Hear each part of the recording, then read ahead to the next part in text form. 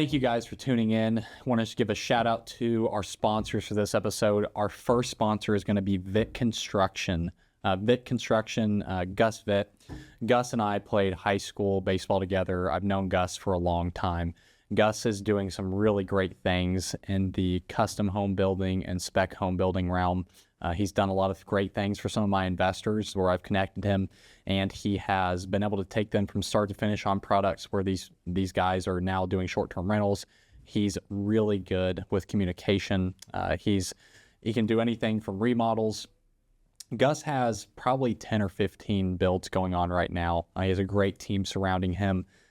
You can reach Gus at 417-952-7220. Again, I highly recommend Gus. He's been a great friend throughout the years, along with a great builder. I would choose Gus to personally build stuff for myself as well.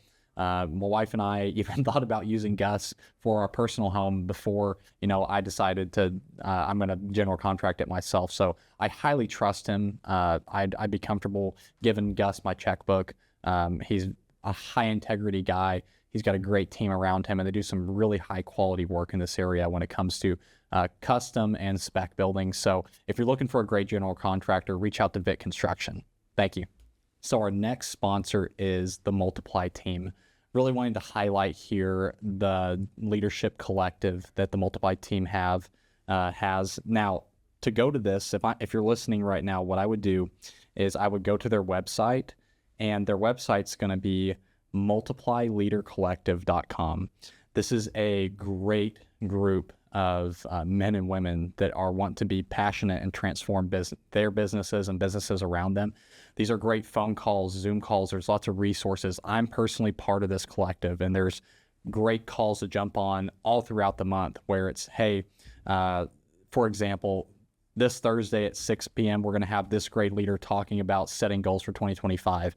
And for the price of this, basically a candy bar a day, you can jump on these calls. You can be a part of this team and have resources to bounce ideas off of. It's a really great community of men and women that you can transform the life of your business and businesses around you. I think community is huge, and I think this is something that does that. There's these great Multiply Leadership Collective events that you can be a part of as well, that they do a great job of. One of the biggest benefits I've seen is these Zoom calls that they consistently put on the calendar that I'm able to jump on. Hey, maybe I can't hit this one, but I can hit the next one next week. And it's going to be Henry Ho talking about how to transform your business and how to lead your business. And so this has been a great tool for me as a serial entrepreneur. I think it'd be a great tool for any businessmen or women if you're working on W-2, if you're 1099, if you're just wanting to be a transformative leader. It's a great community to be a part of, and I would encourage you highly to go to multiplyleadercollective.com, sign up for this. I think it's a community that has been of great value in my life, speaking off of personal experience, and I think it's well worth the cost. Thank you so much. Welcome to Northwest Arkansas Investing Podcast, episode 45. We have Brandon back from Trying to Close a Deal in the Parking Lot, if you listen to episode 44. And Brian Wager is with us as well, new co-host. Go on our Instagram, follow us on Instagram. You'll see his post for our new co-host. Today, we want to talk about real estate sales. We think it's so important. We'll talk about it on the realtor side. Brandon and I have a lot of grasp from that knowledge, and then Brian has a totally different viewpoint from acquiring them on a really big scale. And so we want to dive into just telling you about some real estate sales advice, how we retain clients, what it looks like on the agent side, on the actual buyer side, and then potentially like some seller side stuff too. So Brandon, can you start out? Let's just on the like how we attract clients type thing and some of the broader topics. We can just blow through those pretty quick. Yep. And shout out January 2025, first episode. Yep. All of us together. I'm excited for this year. We're about to crush it. And don't gloss over. I said, Zach was like, no, we're going to gloss over this first, but I think it's important to say, what made me think of this topic was like seeing your guys' numbers for 2024. And I like, for your guys' age and just doing the basic math on that commission, like Hell yeah. That's like, well, that's what it's about. And that's what it starts with too. Like you guys aren't just starting by any means, but like Sure. be like getting that to invest, getting those stockpiling. And a lot of that comes from sweat equity. Like A lot of time for money. Yeah. I think what you got, let the listeners know. I think you guys need that. What you guys finish at? You said, Yeah. Brandon, how old are you? 26. 26. Yep. And you did how much in volume this year? A little bit over 22.5 million. Yeah. That's great. So once a listener, you can do the math on that. I'm 28 and I did just shy of 20. I was like 19.8 or something like that. So in our area, there's a triple diamond award if you get 21 million. And I got it.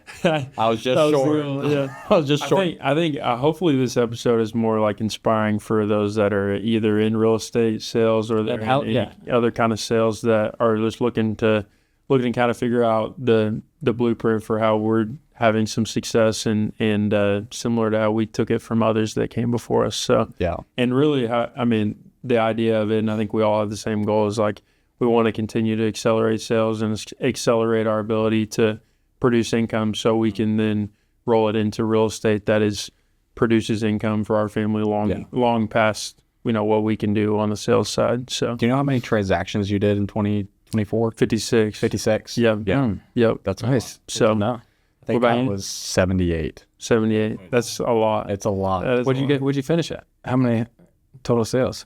Just shy of 20. So I mean, a lot of mine are investors. It's like 250 to 315. So my average sales price is like probably 270-ish. So it's a lot of, it's a lot of $6,000 to $7,000 checks, which are great. I'm not complaining about a $6,000 to $7,000 check, but it's like they know me by my face at the title, at my bank, at the title. I'm in there a lot. Like I was at least in there like 80 times.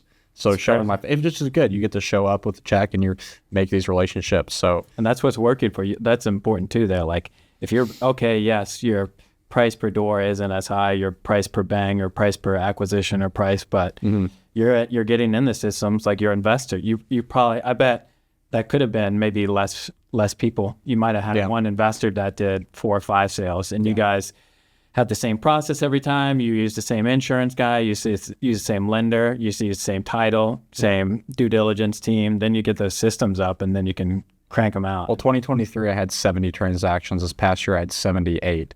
But 2023 felt very, very stressful, and 2024 felt very chill. I got to spend 6 months in Austria. Awesome. I got to vacation whenever I wanted. I never felt stressed. It was a lot different. How long have you been in sales? 5 years now. 5 years. 5 years now. That's a magic number too. So it finally feels like it's flowing. And for Brandon, just came into it. He's coming out swinging. Yeah. What, 1 year or something like that? To come in. Yeah. Well, I mean, you've had your license for a while, but you would say this is your first year going all out in real estate. First full-time year. Yeah. Yep. So and did you start January 1 or was it like a little into that? January 1 of last year. Okay. Yeah. Or of 23. So that was when I left Walmart Or is it January 1 of 24? Of 23 is when I went full-time in real estate. Okay, got it. So I had like the back half of 2023 and then all of 2024. Did you have sales experience at Walmart, or what were you doing at Walmart specifically? No, not particularly. I mean, the only sales experience I have had is I had my license since 2017 for real estate, and then I would sell like 3 to 5 deals a year to friends and family and stuff.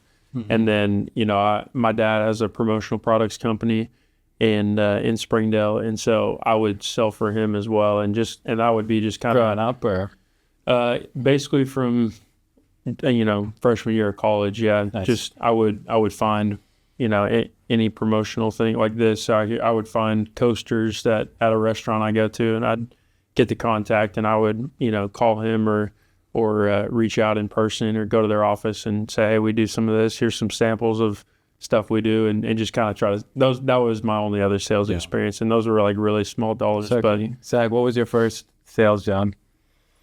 My first sales job, I was selling printers. So that's right. For two years out of college, I was selling big commercial printers. I'd have to walk into 10 to 12 brand new businesses a day. Walk in, ask the front desk lady who is your person that makes the decisions on the printers, and then try to find a contact and then do cold calls. I mean, that was how I made money, was following up with current customers and then doing 10 cold call walk-ins, showing my face in 10 new businesses a day. Going door to door. Door to door, yeah. But literally door to door sales for my dad's company, TDS, IT. And Yeah, that's like real, that's real sales. You're business to business, face to face. yes, grinding. I mean, if you wake up in the morning and you work for one of these companies, you're not thinking, man, I can't wait for the copier guy to come in and sell me a printer. So it was a lot of like, Door to door sales is such good, and I don't know that our kids are even going to have the opportunity to experience that. Like, I guess they'll have to get it in some other way, but like, I mean, delivering paper, like looking back, I wasn't sales to me, but delivering paper, I would have to, I would ask each person in my little area if they were going to pay or if they wanted to start collecting get the newspaper every day. And just deliver those. that's so good. It's so good. Well, and it starts with the lemonade stand. You could go as far back as that. Go far back as that. I had those. But I think the overall thing is like taking a moment. I'm glad that you made a stop on this. Like, just on a straight real estate capacity, there's over 4,000 agents in Northwest Arkansas, and Brandon and I are in the top like 0.01%. Like, we're definitely in the top percent. It's a lot. That's a lot of agents. We're both in the top 50. So like, it's incredible to have the kind of knowledge that him and I have. I mean, you're hearing from two of the top real estate agents in all of Arkansas, being able to talk about investing. And I think we're two of the top because we do talk about investing, because there's so much more to real estate than just, and no shame to people that do this. I think there's a super need for it in the market. Some people can market better than I can for sure, but it's more than opening a door and writing a contract. It really is. And I think that's something Brandon and I have been able to provide. So good year. Yeah. And so in sales perspective, I'll sitting in devil's advocate seat here, you said 4,000 agents, man, that's too many agents out there. I probably shouldn't even get into it's too watered down, saturated. Probably shouldn't even start, right? I should just, yeah, if you're listening to this, I would just not even start. No, I'm joking. No, I tell people that all the time. Like, I've got a lot of buddies that are in corporate W-2 that are making decent money, but they feel stuck and they really want to get out of what they're doing and they want to start their own thing, whether that be, even I've talked to others that they want to be in the inspector business or they want to be in whatever business. And I tell them every time that there's hundreds of people out there doing what you want to do, but there's not many that are doing it really well in every category. And I think people that have high integrity, that follow up and they do what they say they're going to do. I mean, it's not a secret formula. That's it. I mean, it's just doing what you say you're going to do and having high integrity, adding value to people, and the market will reward you. For the inverse of that, I mean, I have a lot of people come to me and they see the, I'm not going to say how much we make, but they see how much we make and they'll come to us and even on your I see it. I'm an investor, 3% and 3%. You'll go. I mean, I'm sure over the years, Brian, you as well, have had people come to you like, dude, what do you do? I want to do that too, because they see what the income's done and blah, blah, blah. And it's like, yes, it's easy, but it's like you have to treat it like a job. A lot of people are like, oh, agents, they just sign a contract and then get a $15,000. You're just check. Now taking a breath. 5 years, like you're talking about, like feeling like, oh, I've arrived 5 years, and like that's part of the mindset too. Oh, it's been a 4.5 year grind, 5 year grind. Yeah, I think part of the to me, if you're already having the mindset of, oh, there's too many people in this industry you need to work on that probably first. If you want to be a true entrepreneur, if you want to be in sales, if you want to be, self-made, I guess you could say. Because, I mean, even on top of that, just talking about our podcast, Northwest Arkansas Investing, it would be so easy to just say, man, there's too many people. Too many podcasts, man. There's too many podcasts. There's too many people talking about real estate. There's too many people. There's too many people investing in real estate. What do we know about? Yeah, exactly. That's just. I mean, you guys want to come over and watch Dancing with the Stars and just call it in? Yeah. I'll be the first to admit, like, I mean, I know that I don't know everything, but I was like, if I get enough smart people around me, I'll start figuring out and start talking like them. And so, like, there's been times on this podcast where we've had people come on the show and like, I was faking it till I made it. Like they were saying stuff like, for sure. And there were parts of when Brian first came on that I was like, yeah, yeah, that sounds good. I'm with Get it. good at saying yeah, like follow. That's the thing about sales too. Get good at following, but not having to know every square inch of what they're saying. Like And saying like, no, I don't understand that. Can you tell me a little bit about that? it's a figure it outness. It's a curiosity. It's I mean, those are all huge for sales, and the mindset is so important. And I was bringing that up just because you can pick and choose anything to be, woe is me, and you know that's probably the entrepreneurship life might not be for you if you are thinking like that, or sales. What I love about sales is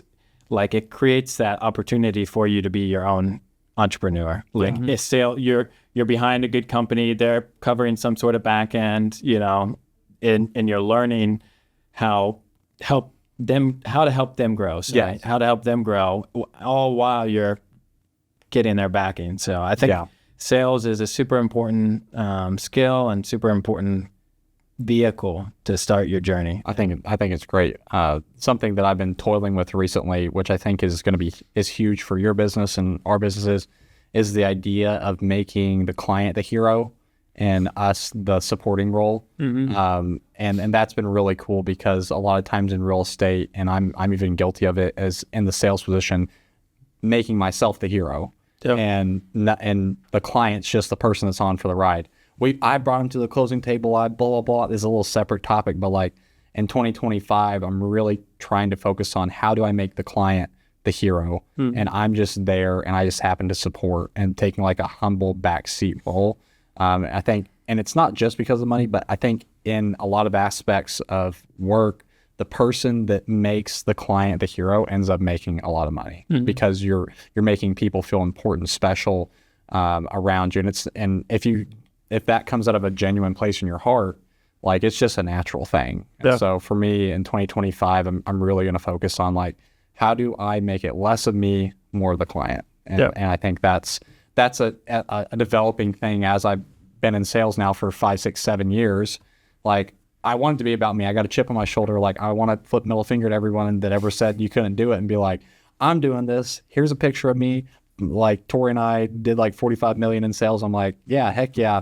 But like 2025 is going to be the start of Zach making more about clients, less about me, which is, I think, going to be big. Love that. So but that's investing. And that's why we're on the NWA Investing podcast. We'll talk about not just Northwest Arkansas investing, but what all the different aspects that are going into the whole scheme or the whole economic bubble of NWA investing, and that is sales, and that's why we're talking about it. So, because Brandon, you did 22.5. I did, let's just say 20. I'm almost at 20, so that's 42.5. And then how much did Elevate acquire?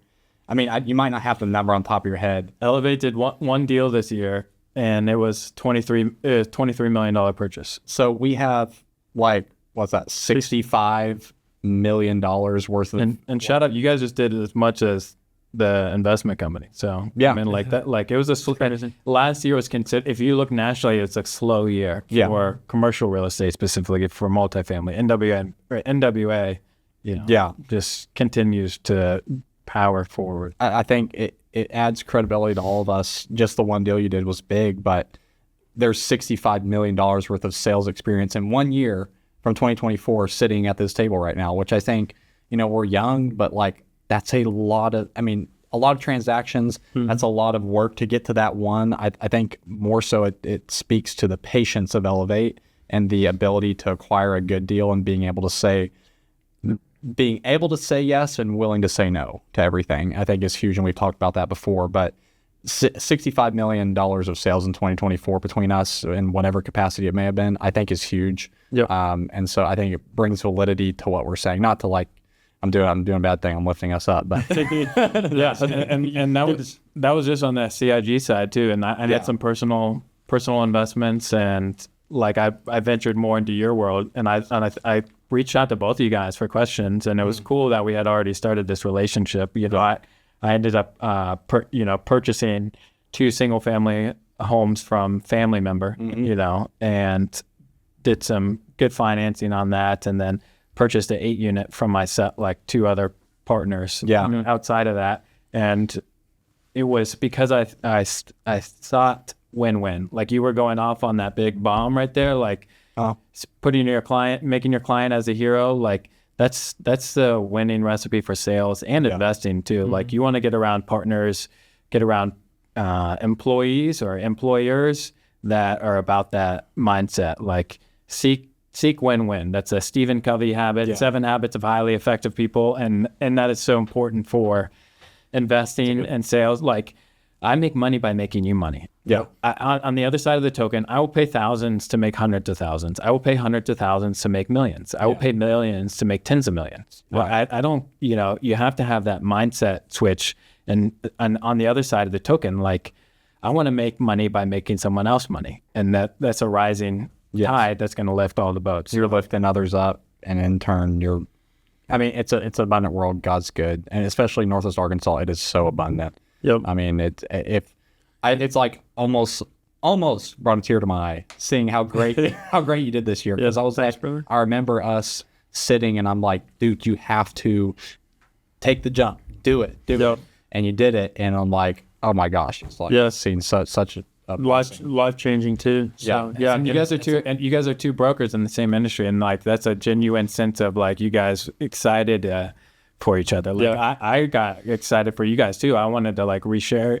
I don't like reshare much, but I was like, damn, like that's impressive on both your parts, and that's so cool that you guys are in the much more similar industry than me versus you guys too. So well, we got another guest coming on, Mike Dooley. We're gonna have him on for an hour segment, so we're gonna wrap this up. Thank you guys for tuning in. Got to hit one more. Brandon, hit it. I just like this one. I want to hear from you as well. Memorable deal from 24. What do you got? I said I'll start mine off. I already said mine. I bought 2 single families from a family member, and then I bought the 8 unit as part of just a legacy family hold. Awesome. So that was exciting. Love that. A memorable deal would be honestly not a good one. It's still going on.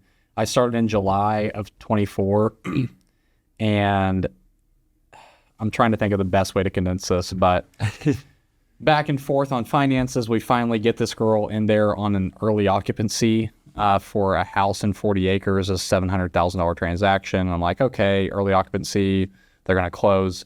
Long story short, closing pushes. We fall out of contract.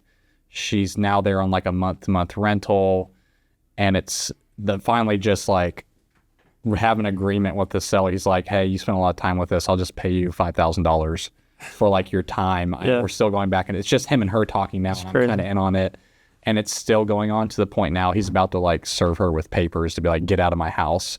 And so like, it was just like a 7-8 month ordeal of like, I was finally like, I don't care if I get paid. Like, I just want this out of my life. Yeah. So that was it. I don't know. There's 50 stories. Like, I did almost 80 transactions. So there's a lot of crazy stuff. We had a crazy one too. Yeah. So. Things are going to go wrong in investing and in sales. Like you got to power through them, not let them linger, not let them take up too much of your bandwidth. Be ready for them. Yeah, you use this. So my one story was that I'm super proud of this summer was like not feeling like hitting the phones at all. I do a lot of cold calling, so that's kind of one of the ways that I spur business up, but was not one to hop on the phone at all, and just kind of was, feeling sorry for myself, I guess.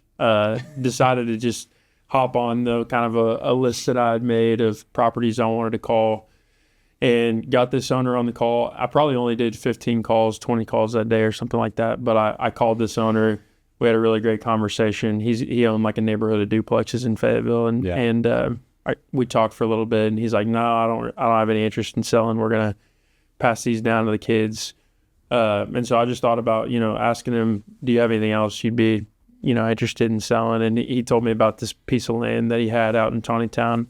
And just from that call ended up being almost a $2 million transaction. Let's go. He was looking to sell that, got it to a builder that I knew wanted it. And one of my biggest deals of the year. So much good right there, man. Like you just cold called. That's a huge skill. Cold calling, be able to pick the phone and call someone that you don't want to have a conversation with, and then going from that mindset to being actually curious enough to ask them, do you have it? And not just saying, yeah, I'm not selling. Okay, see ya. Yeah. Like, Follow up. okay, yeah, no problem, understood. It's a beautiful property. You have anything else you might, be consider, or however, whatever feels natural to you that you're curious about. Trying to that make guy. it a win-win. And there you go. Like, imagine if you hadn't like told yourself, okay, I need to make some more cold calls. And I was I was just about to not do anything that day and just kind of head on to the house and just, I mean, crazy if anybody is listening, just to take the jump and take the leap and push yourself and good things can happen. So it's pretty cool. Thanks for tuning in with us, episode 45. We'll see you on episode 46.